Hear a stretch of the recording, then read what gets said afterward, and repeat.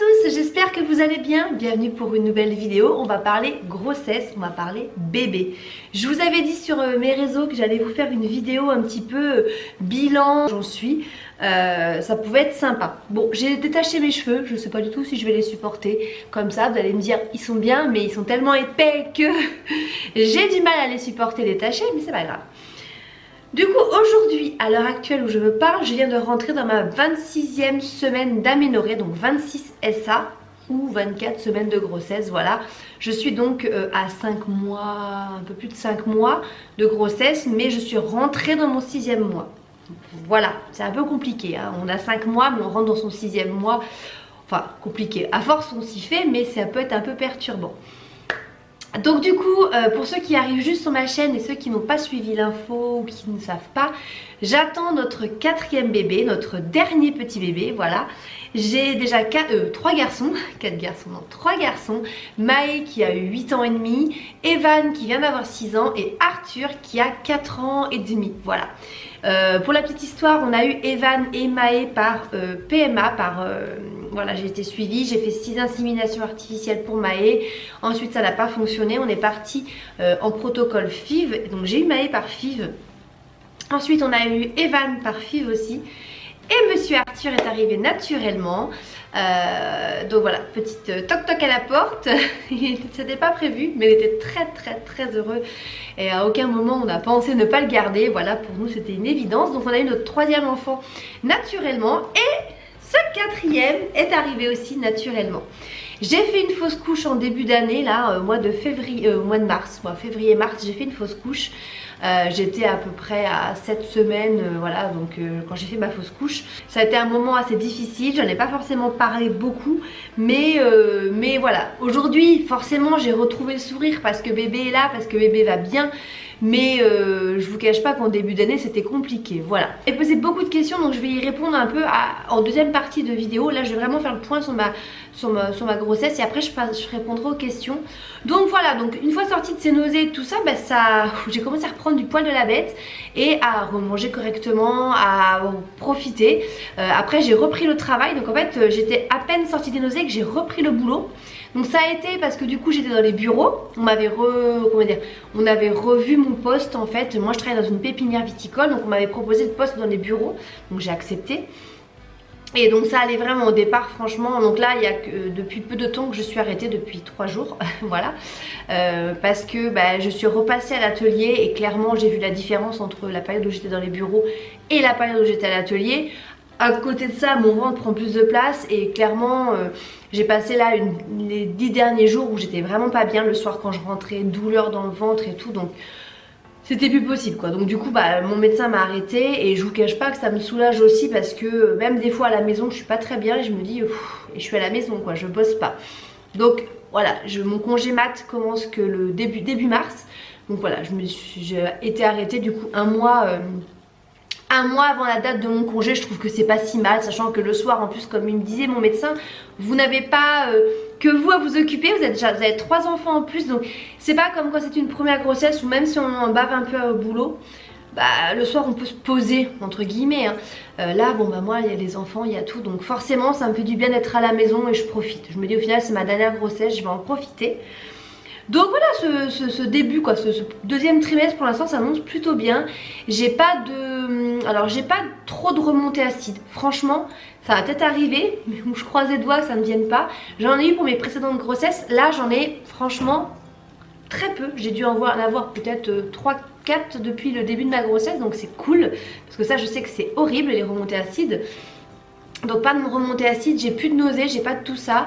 J'ai pas forcément de douleur particulière. Alors beaucoup de douleur au niveau du haut du ventre. Je sais pas, j'ai eu ça pour mes 3 grossesses et là la 4e c'est pareil. J'ai souvent mal ici. J'ai pas mal de contractions. Alors je crois qu'on appelle ça les contractions de Braxton, je suis pas sûre. Mais c'est pas des contractions douloureuses en soi. Mais j'ai vraiment mon ventre qui se durcit, le bas du ventre et ça gêne, c'est un truc de fou. Mais à part ça, j'ai pas trop de douleur au niveau du ventre, au niveau du dos, des choses comme ça. Depuis que je suis arrêtée, en tout cas, ça va beaucoup mieux. pour vous parler de bébé, donc du coup j'ai senti les premiers petits coups, je crois, de bébé vers... avant j'avais des petits signaux mais j'étais pas sûre, c'est compliqué au départ de se dire est-ce que c'est bébé, est-ce que c'est pas bébé. Voilà, vraiment certaines des petits coups de bébé, j'étais vers 16 SA, donc c'est quand même pas trop mal. Avant j'étais pas trop totalement sûre, mais vers 16 SA j'ai commencé à sentir les premiers petits coups, les premiers mouvements, voilà, où j'étais certaine que c'était mon bébé. Vous voyez, mes cheveux m'énervent, je sais pas quoi en faire. Et là par contre après ça a été crescendo. Aujourd'hui à l'heure où on est, je suis à 26 SA et là c'est H24. J'ai demandé à mon sage-femme si c'était normal qu'elle ne dorme pas. Il m'a dit en fait un bébé, un fœtus, ça dort 20 minutes, ça a une phase d'éveil de 20 minutes. 20 minutes, 20 minutes, 20 minutes, parce qu'elle bouge toute la journée. C'est un truc de malade. J'aime à mon mari, je sais pas ce qu'elle fait là-dedans, mais ça promet. Je me dis il reste encore 3 mois, là elle est quand même pas très grosse et elle me fait déjà... vous verriez, elle arrête pas de bouger. Alors c'est hyper rassurant, je trouve qu'il n'y a rien de plus rassurant pour une maman que de sentir son bébé bouger, même si ça me fait pas mal, hein, mais il y a des moments boum boum boum boum, ça y va dans tous les sens. Mais c'est hyper rassurant, donc j'adore ça, hein. Je me plains pas du tout, mais c'est la fiesta, voilà, c'est la fiesta boum boum là-dedans, hein. Mon ventre a bien poussé, hein, je vous montrerai à la fin. Là pour le coup on peut pas louper que je suis enceinte, hein, y a pas de problème. Il y a même genre des chemises comme ça que je vais pas pouvoir mettre jusqu'au bout, hein, ça c'est sûr, parce que ça commence à être juste. Mais voilà, je profite à fond de cette dernière grossesse qui est magique, franchement qui est magique, qui est éprouvante pour moi. Je vous cache pas par contre que comparé à mes précédentes grossesses, alors je sais pas si c'est l'âge, je sais pas, voilà, parce que j'ai 35 ans si vous me demandez, 36 au mois de mars, je sais pas tout ça, mais pour moi je sais que c'est ma dernière grossesse et je ne pense pas physiquement être capable d'en avoir d'autres, vous voyez, parce que là clairement je sens que comparé à ma première, à ma deuxième grossesse, je morphe un peu plus, hein, clairement. Là je suis qu'à 5 mois et demi et je suis déjà essoufflée, j'ai du mal à marcher des fois, je sens que j'en bave plus, c'est ce que je disais à Bastien, j'en bave plus, donc pour moi c'est la dernière grossesse parce que c'est difficile quand même si j'ose pas trop l'avouer, c'est quand même difficile, donc du coup je profite, hein, de ce petit moment à nous deux et mais on a hâte de la rencontrer, voilà. Donc comme vous l'aurez entendu, j'ai dit de la rencontrer parce que oui, c'est une petite fille, truc de fou, franchement truc de fou. Jamais de la vie j'aurais parié 1 centime sur le fait que j'aurais une petite fille. On a décidé de faire une gender reveal, d'ailleurs je vous ai mis la vidéo, je vous la mettrai ici mais je l'ai partagée sur YouTube. C'était un moment merveilleux, magique, hors du temps. Franchement je crois que ça restera dans les meilleurs moments de ma vie. On a décidé de faire ça en fait le 24 décembre pour le réveillon. J'ai eu mon échographie le 20 décembre, une échographie, c'est pas mon échographie, la T2 elle était début janvier, mais le 20 décembre j'ai eu une échographie et j'ai demandé à l'échographe si elle pouvait voir le sexe du bébé. Et j'avais envie d'une petite carte, je lui ai dit moi je veux pas le savoir, je veux pas que vous me le disiez. Si vous le savez à 100%, vous êtes sûr, je lui ai dit pas d'erreur, vous cochez la case. Elle a regardé 3 fois, elle m'a dit j'en suis certaine, je peux la cocher.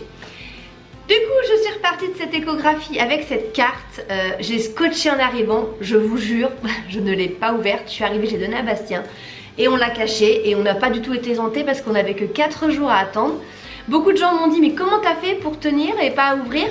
Mais je sais pas si vous vous rappelez ou si vous savez, mais pour mon deuxième garçon, donc Evan, je n'ai pas voulu savoir le sexe pendant la grossesse. J'ai attendu le jour de la naissance pour découvrir le sexe de bébé.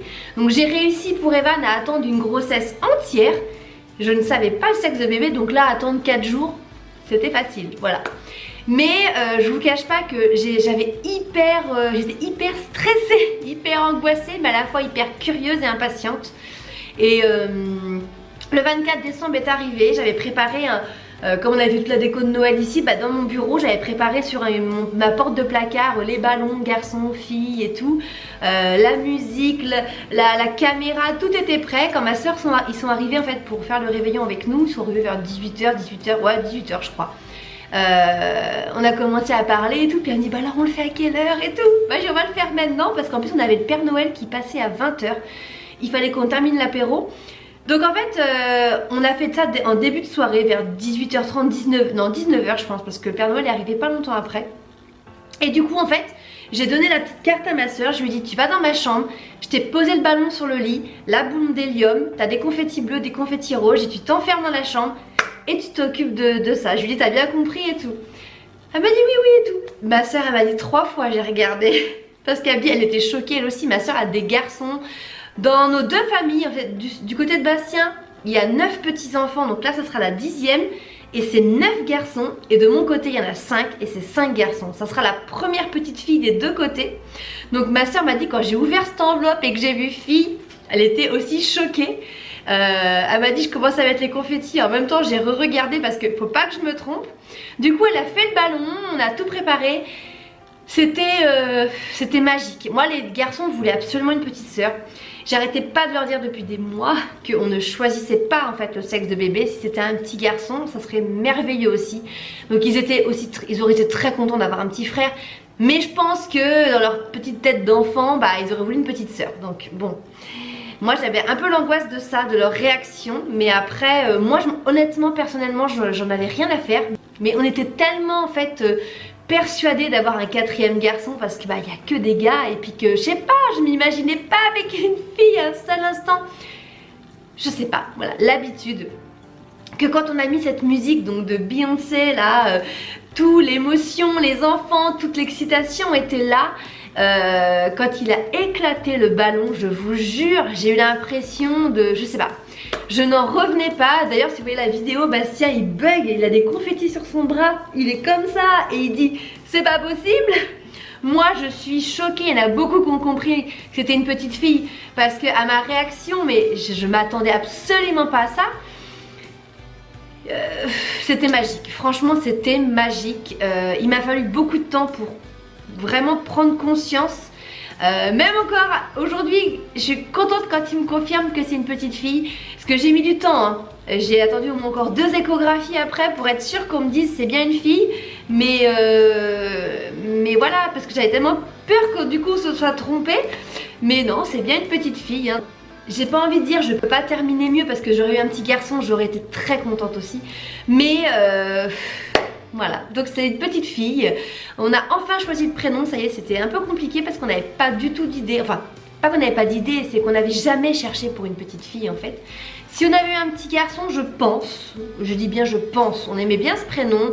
On n'était pas arrêté sur ce prénom du tout parce qu'il y avait encore, voilà, Bastien me dit oh je sais pas, mais on aimait bien le prénom de Roméo, voilà, donc si on avait un petit garçon, peut-être qu'on l'aurait appelé Roméo. J'aimais beaucoup le prénom de Isaïe aussi, Bastien un peu moins, mais je sais pas, on n'était pas arrêté, mais on n'avait pas du tout cherché pour une fille. Donc on a cherché, on a eu quelques semaines devant nous maintenant pour chercher, et on a trouvé un prénom qui nous plaît beaucoup à tous les deux, donc on est content, on s'est mis d'accord assez facilement au final. Donc voilà, donc maintenant on arrive à se projeter, quand on en parle, des fois Bastien m'envoie des messages avec le prénom de la petite. Ça fait tellement bizarre et ça fait tellement bizarre pour moi aussi parce que c'est un rayon que je ne connaissais pas, un univers que je ne connaissais pas et mon Dieu c'est mortel. Je me fais plaisir après, clairement je me fais plaisir, il y a des choses magnifiques. Voilà, donc du coup ben... J'achète pas mal de petits vêtements, j'achète beaucoup de choses sur Vinted, mais je me fais vraiment plaisir et voilà, après c'est mon dernier bébé, j'ai aussi envie de me faire plaisir. J'ai beaucoup de choses à racheter parce qu'on a eu énormément de pertes suite à l'inondation qu'on a eu de notre sous-sol l'an dernier, donc j'ai racheté pas mal de choses, mais je prends beaucoup de choses de seconde main pour éviter non plus les frais superflus, voilà, qui pourraient être vraiment très élevés. Voilà. J'essaie d'être un peu plus raisonnée, mais il y a des moments où c'est pas facile. Voilà. Donc on est très content d'accueillir cette petite fille. Les enfants sont impatients, Bastien aussi, moi aussi. Donc tout va bien hein, pour le moment. Vous m'avez demandé du coup dans les questions. Donc tout va bien pour le moment. Je vous montre mon petit bidon. Hop, pour le moment, donc là où j'en suis à 26 SA. Donc je sais pas trop si on voit bien. Peut-être avec le leggings, je sais pas. Hop, il n'y a pas trop de luminosité aujourd'hui. Enfin voilà, donc du coup où j'en suis, je sais pas trop, c'est pas facile en fait en noir à vous montrer. Mais clairement, Donc voilà, je vous ai montré mon bidon, donc ça pousse bien. Pour l'instant j'ai pas de vergetures supplémentaires, hein, que j'avais déjà un petit peu quelques-unes. J'ai de la chance, elles étaient assez blanches, donc du coup ça se voit pas forcément, mais j'en ai pas en plus pour l'instant. Voilà, ça risque d'arriver. Au niveau de mon poids, donc je suis pour l'instant à plus 7 kilos, donc bon, hein, je présume que je vais faire comme les autres grossesses, prendre environ entre 17 et 19-20 kilos, donc voilà, hein. Le principal c'est de réussir à les reperdre derrière. Mais bon, j'aimerais bien prendre un peu moins, mais c'est bien parti, hein. Enfin bon, on verra. Je vais finir cette deuxième partie, cette partie de vidéo, pardon, par une petite FAQ. Vous m'avez posé pas mal de questions sur les réseaux. J'ai répondu de temps en temps en fait sur Instagram. Mais si vous ne me suivez pas sur Instagram, je vais y répondre. Donc, beaucoup d'entre vous m'ont demandé, alors déjà, si on avait tenté cet enfant pour avoir une fille. Alors, pas du tout, du tout. Je suis pas du tout dans ce genre de délire. On a fait ce quatrième enfant pour avoir un autre enfant et absolument pas pour avoir une petite fille. Pas du tout. Je vous dis, un quatrième garçon aurait été le bienvenue, sans problème. Donc on n'a pas tenté pour avoir la fille, hein, pas du tout. On m'a demandé si je me suis toujours vue avec une famille nombreuse, avec 4 enfants. Alors non plus, pas du tout.